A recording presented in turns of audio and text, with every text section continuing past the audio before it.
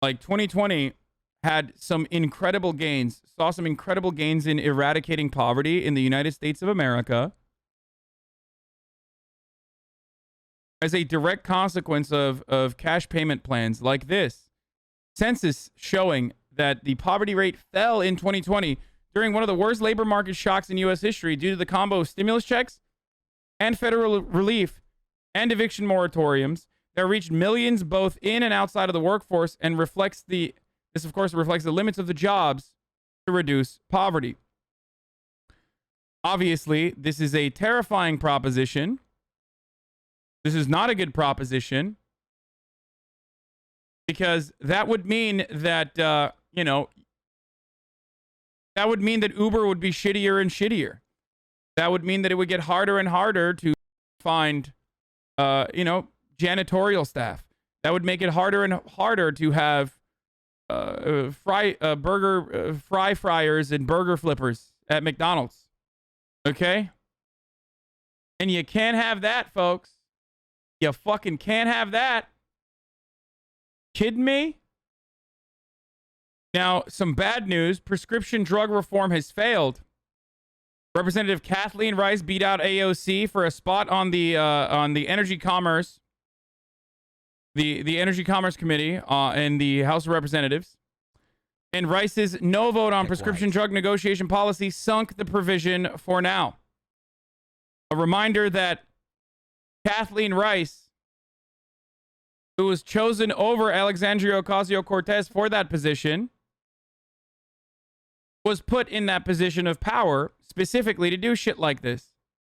Rice and two other House Democrats oppose aggressive drug price reform, which provides the budget savings available to fuel spending in the Build Back Better Act. So if you're wondering, what it takes sometimes for progress to occur, these are the things that are happening behind closed doors. This is how minor differences or marginal changes in people's lives, or marginal changes that would lead to drastic consequences, drastic benefits in the lives of average Americans are stopped dead in its tracks behind closed doors. Look at this Kathleen Rice qualification for shooting down this pharma proposal.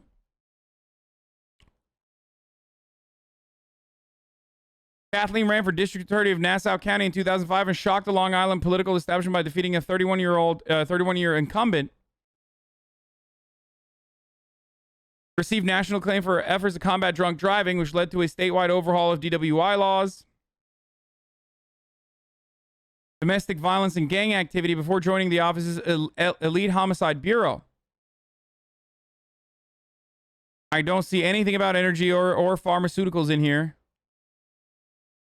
In Congress, I've always put the health and safety of Long Island first, whether it meant securing billions for dollars in aid in New York during the pandemic, taking on drugs and insurance companies to lower the cost of healthcare, or protecting a woman's right to choose. Big news. Representative Kathleen Rice says she cannot support prescription drug title in front of Energy and Commerce Committee today. Scott Peters also announced he's a no. This health title is in big trouble and in danger of failing. What a shocking, shocking response from Kathleen Rice. The three centrist Dems who tanked, they got a total of $1.8 million donors from Big Pharma. Stop. Stop. You're surprising me with the words that you are, with what you are stating. What?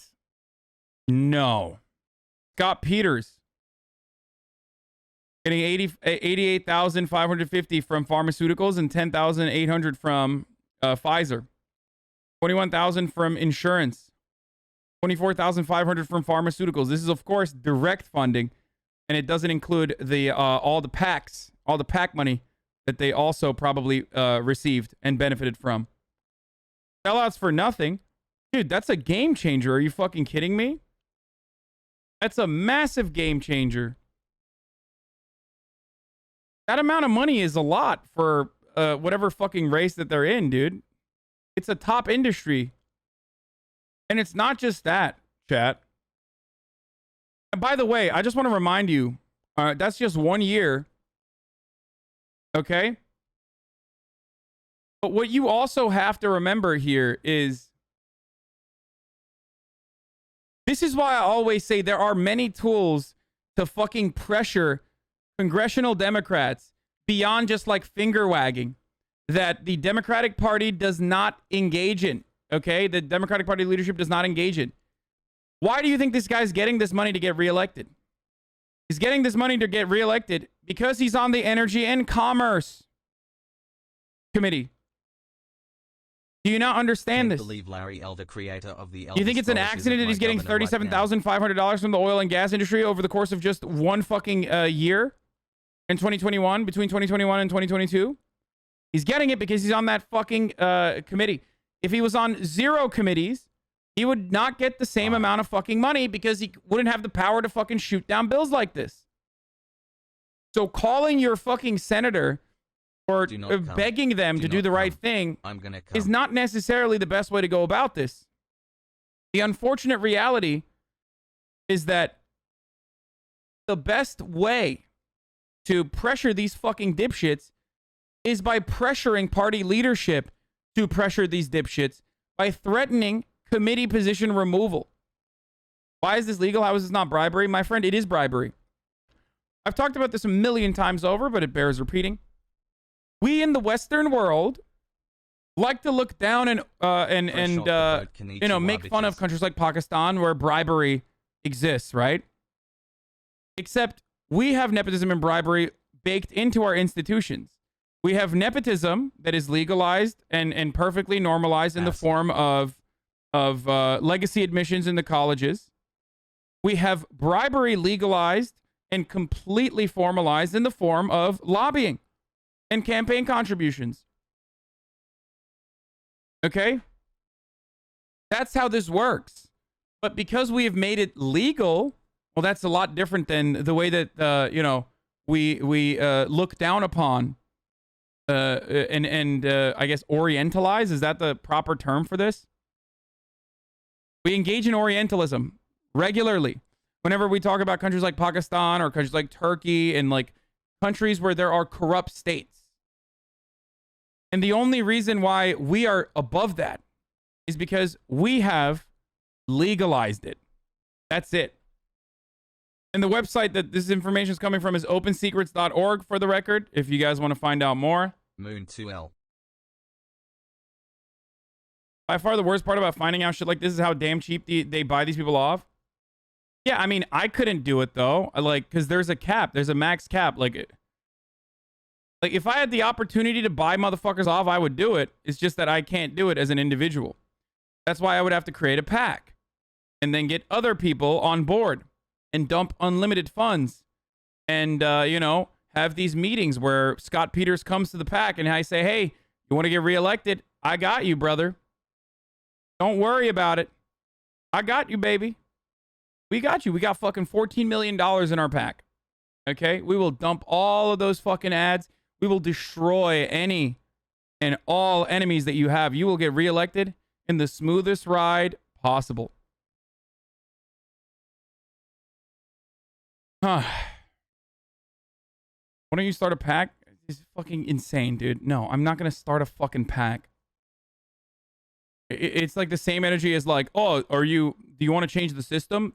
Do the stock market then. Like, make some fucking serious capital gains, brother. Insanity. Check out the top 10 contributors to Schrader's campaign. Southwest Airline Pilots Association. Well, that's not bad. NetJets Association of Shared Aircraft Pilots. That's not bad at all. But then Blue Cross Blue Shield, American Veterinary Medical Association. These aren't like terrible.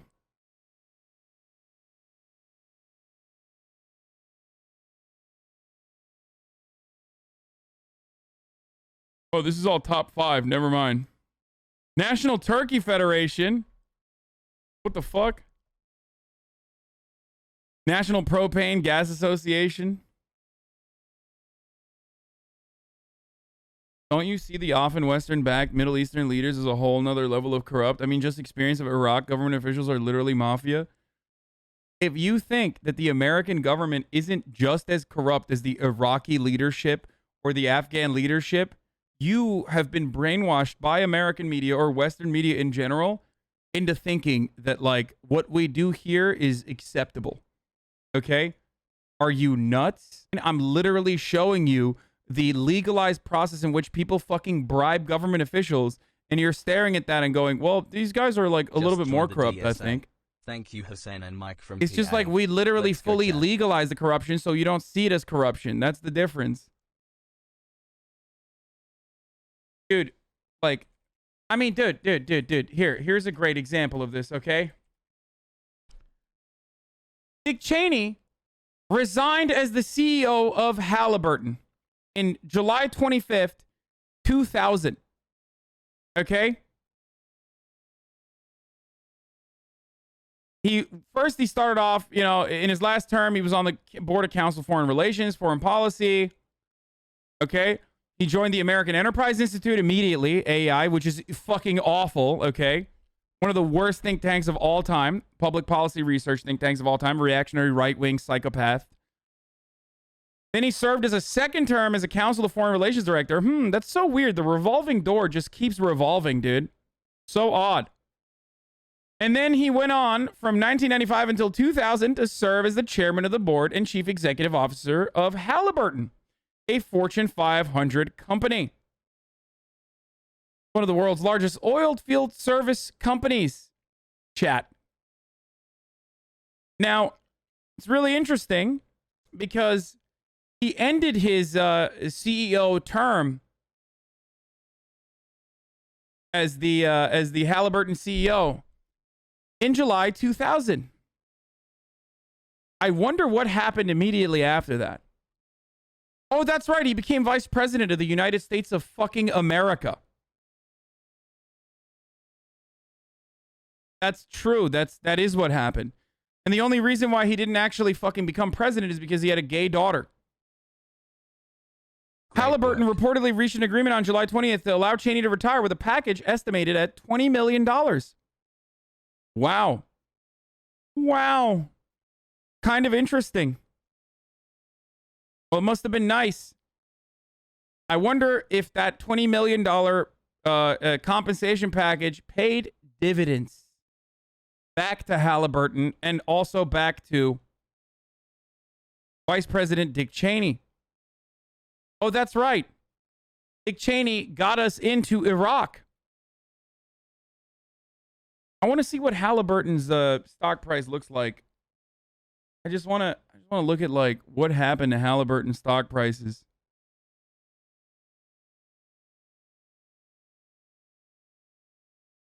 What happened around here that shot this up gigantically? Does anyone know? What could have happened to... I mean, it's like there's like steady rises, lows, whatever. Okay, boom. You know, there's an increase. I'm sure there was like some shit going on there. What happened around here that like could have absolutely fucking dumpstered Halliburton's stock rise to historic highs? You know, look at this tear that he went on all the way up until 2006. What was that? What happened like right around here? I wonder what the announcement was. Like, what really fucking kicked it up a notch? Yeah. They also had 3 2-to-1 price splits. Stocks don't even matter. They got billions in no-bid contracts from the U.S. government. Isn't that 9/11? No, it's fucking... 9/11 happened prior to this. Okay? No. It's not 9/11. It's the invasion of Iraq, chat. It's the invasion of Iraq. The price splits mean that the chart would look like it went to the absolute moon if it didn't split. The one argument I can give for the American system is that at least it's legal and in the open, so we can see who's influenced by what. Unlike other systems where it's all hidden, but now we have dark money. Yeah, no, it's not. Dude, it's not. It's completely hidden. It's dark money. It's super PACs. What the fuck are you talking about? It's just as hidden as it is with every other. As it is with like every other corrupt administration. Chat, like, it's not a fucking accident that every single politician, with the exception of Joe Biden, who's like kind of fucking stupid, has become multi-millionaires after they fucking, got in office. And everyone does it from Nancy Pelosi all the way to fucking every Republican. Like, dude, they legally fucking trade on private information that is not readily accessible and available to the public. They literally make stock decisions or have their husbands make some really great fucking choices in the stock market. I mean, it's crazy. It's so wild. I would love to see the portfolio of every single fucking congressperson and like what their fucking year, what their year over year return is. I would love to see how they outcompete the market better than like every fucking top hedge fund on the planet. It would be so interesting. I mean, even traders meme about this all the time. They say Nancy Pelosi. There's like a photo of fucking Nancy Pelosi next to George Soros, and they're smiling, and it's like George Soros standing next to like one of the best investors in the game, Nancy Pelosi. Or it's like one of the best investors on the planet and George Soros. This website shows Congress stock trading after the reports are filed. I am the Senate. After the National Media House report from 2020-2021, this report will show the breakdown of trading by Senate members over 2020-2021. The breakdown will factor sectors by party lines. Holy fuck. Yes, sir. Jesus fucking Christ, dude. What the fuck is this?